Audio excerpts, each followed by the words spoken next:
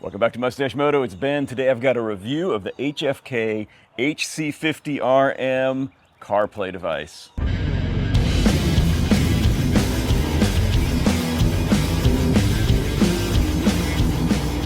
Y'all know I've reviewed a ton of CarPlay, Android Auto devices for the BMW and also ones that just fit on any motorcycle. Feel free to go back through. There's plenty of reviews to watch. I've kind of cut back on them because there's so many of them and they're all kind of the same. So I've started only doing reviews if I find something that's a little unique or something that I really like. So that brings us to the HFK. It is the, HC-50 RM. So let me kick this off by saying they did send this to me to review. They're not paying me. I don't get any affiliate money if you buy one. I've got a 20% link below, 20% off link below, but I don't get anything out of that. That's just for you.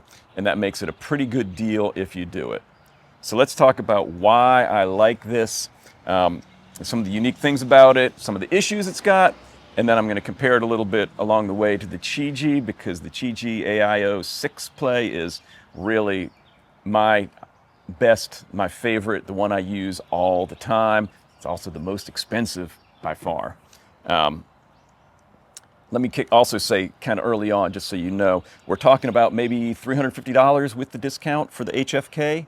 Qi is more like $500 and up, depending on what features you get. So let's start off.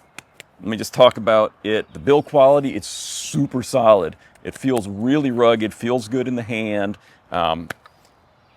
That's a real bonus. You know, I like a nice, heavy, solid unit. It's got nice tactile buttons on top that you can easily hit with your gloves on. I always want buttons on my CarPlay because sometimes, you know, whatever. The screen works fine on this, but sometimes you just want that dedicated button. I wish it had a button that you would blank the screen out. The Qi has that. It's where it still runs, but the screen turns off, and that's great when you don't want distractions. I've asked them if they could add that. We'll see what happens with that. Let's see, it's got, let's talk about the screen a little bit. It's got this nice bezel. It's actually raised around the edge of the GPS. I think this is the only unit that I've seen like this that protects the screen.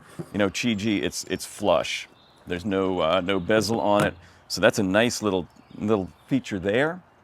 And then this is really cool. The screen is a matte finish, which matches the BMW TFT. And I think it looks great. And it also keeps you from having any glare. Almost everything else is, you know, this super glossy. I'm trying to see if I can kind of flash the, am I catching the sunlight? I'm trying to let you see just how bright it is. Wait, there we go. I mean, so it's super shiny. It doesn't really affect the use, but I just kind of like the look of this better. So this is cool.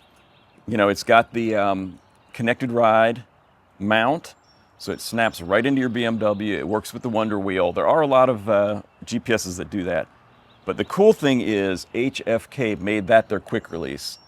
So if you're not using it on a BMW, you can buy, basically it's a Connected Ride mount that goes on your motorcycle, just on the handlebars, and you wire it in, and this snaps right into it. The reason that's so cool for me is I've got the BMW and I've got the DR650. So I can use one unit and I pop it off the BMW, I can pop it on the DR650, everything's set up exactly the same.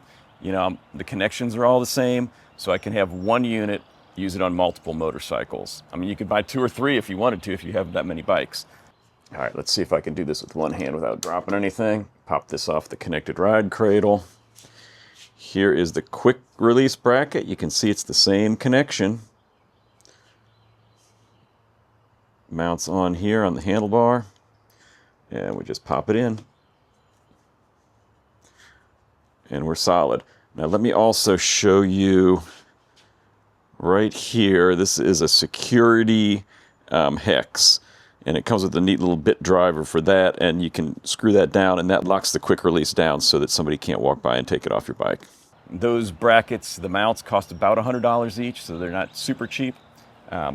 But it's a pretty cool feature and makes this a lot more versatile than something that's actually just hardwired in. And if you get the BMW, you go back and forth. So that's really, really cool. let's see. As far as using it as a CarPlay device, you know what CarPlay is. It works exactly the same as your car. It's pretty much bulletproof. I've had no issues with it at all. Very responsive screen. It's a very bright screen. It's probably as bright or close to as bright as the Qi. I don't remember what they quote, how many nits. I don't know how I'd measure that anyway. But it's bright enough that full sun, no issue ever. All right, so basic use. You can see the screen works nice and well. It's smooth. We got maps, we got phone, we got Spotify. All that works. And then we've got our home screen, which has a lot of great information on it. And then we can change that for different ones, depending on what you want to look at, what kind of information you like. Tack screen. And back to here. And then we can also control that by the Wonder Wheel. I don't know if you can see it move. Oh, there you go. Go back to the map. This is, I'm doing all this with the Wonder Wheel. We go to Spotify, go to phone, maps. All that's being controlled by the Wonder Wheel here. All right, so let's talk about a couple of the little niggles, things that I don't like about this. One is the automatic brightness adjustment is very, very fast. Sounds like that'd be a good thing. It's too fast. When you go underneath an underpass, it'll dim down real quick and then pop back up as soon as you come out. Even when you're reaching to it and pushing buttons or touching the screen, sometimes the shadow from your hand, it'll think it's dark and it'll dim it down. So I've asked them if they can kind of damp that a little bit just to slow that response down. I think that would be better. Not really a big deal. It doesn't affect the usefulness of it, but it's just kind of, I don't know, it bothers me. So I wanted to mention that for sure. The other thing is they advertise this as also being a dash cam and that you can buy USB cameras to use with it. Don't do it. So I've tried and it just doesn't work. So I've used 2 different of these units and 2 different sets of cameras, and I've used it in the Connected Ride cradle as well as hardwired to the battery.